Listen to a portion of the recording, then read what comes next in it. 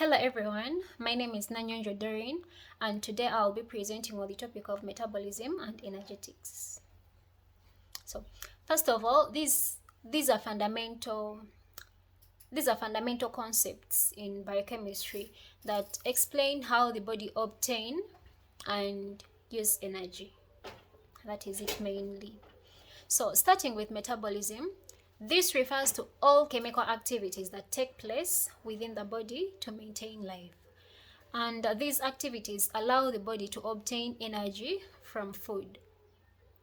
Yes, so this metabolism is categorized into two main types, and that is catabolism and anabolism.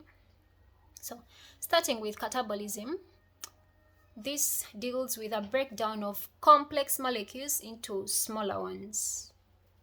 Yes. You can take an example of the breakdown of proteins to amino acids, glucose to carbon dioxide, ATP, and pyruvate, and many others. So during this process, energy is given off, like it produces energy in form of ATP.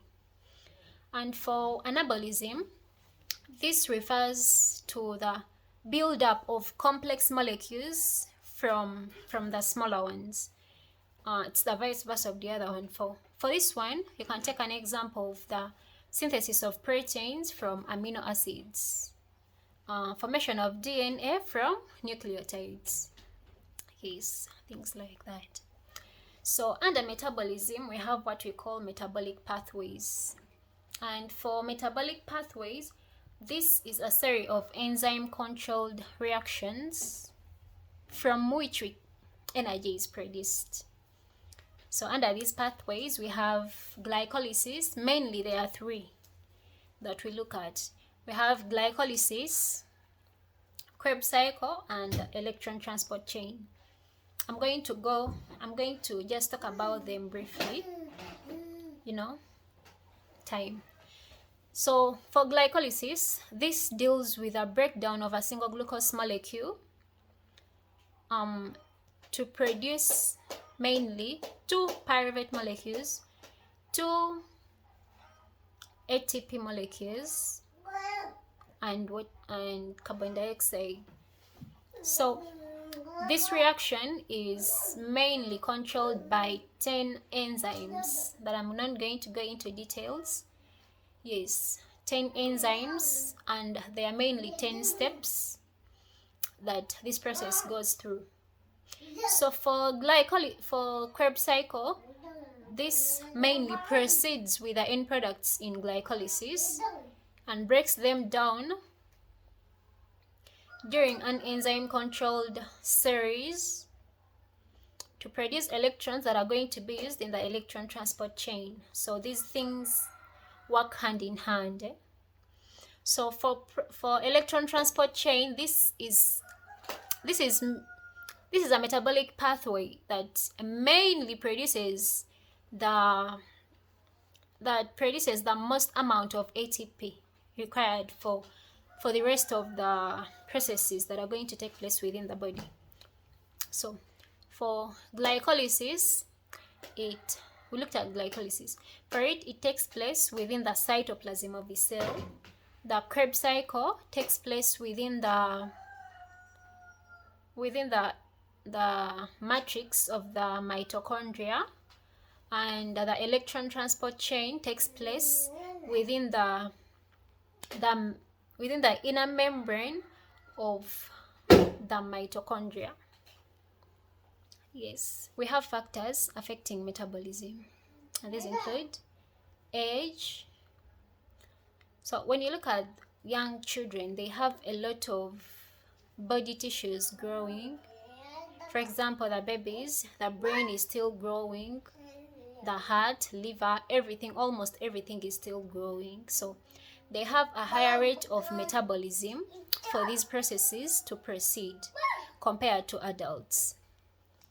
We have sex. Males have a higher rate of metabolism compared to females. Why? Because they have a greater muscle mass compared to females. Yes, we have hormones. Hormones, this greatly control metabolism. Under hormones, we have insulin, which regulates blood glucose. When it is high, it brings it back to normal. Glycogen, which increases on the blood glucose when it falls below the normal. Yes, so we have physical activities, mainly when a person is doing physical activities, like for example in a gym, the rate of metabolism here is high because more oxygen is needed. So we have temperature. We all know that the higher the temperature, the higher the rate of metabolism, due to increase in the kinetic energy during these processes. Yes, mainly that is all about metabolism. So for energetics, it deals with the flow, transformation, and quantification of energy during the biological systems. In energetics, we have what we call laws, and these laws, they are the ones that direct us on what mainly talks about energy. We have the first law, the law of conservation of energy, and this states that energy is neither created nor destroyed, but rather converted. So when you look at us, the human beings, we are heterotrophs, but then we obtain energy primarily comes from the sunshine, which is trapped by the autotrophs, the plants, and for us we obtain it as chemical energy in food. So this chemical energy is converted into heat in us, and that's how we get our energy. The second law is the law of entropy. This law states that every energy conversion increases the disorder of the universe. What do I mean? Every time energy is transferred or transformed, some of it is lost, and as a result, the total entropy or the disorder of the universe increases.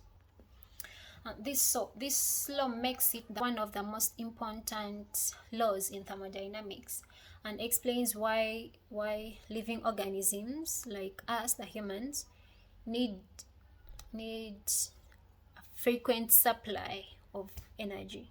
You get? Because not every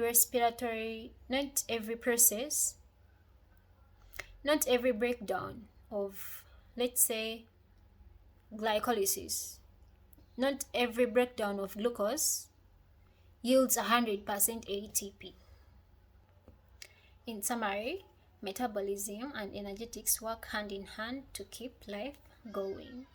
So thank you for watching my video. I hope it has given you a light in what takes place within our bodies and how we use the energy we get. Thank you. Bye.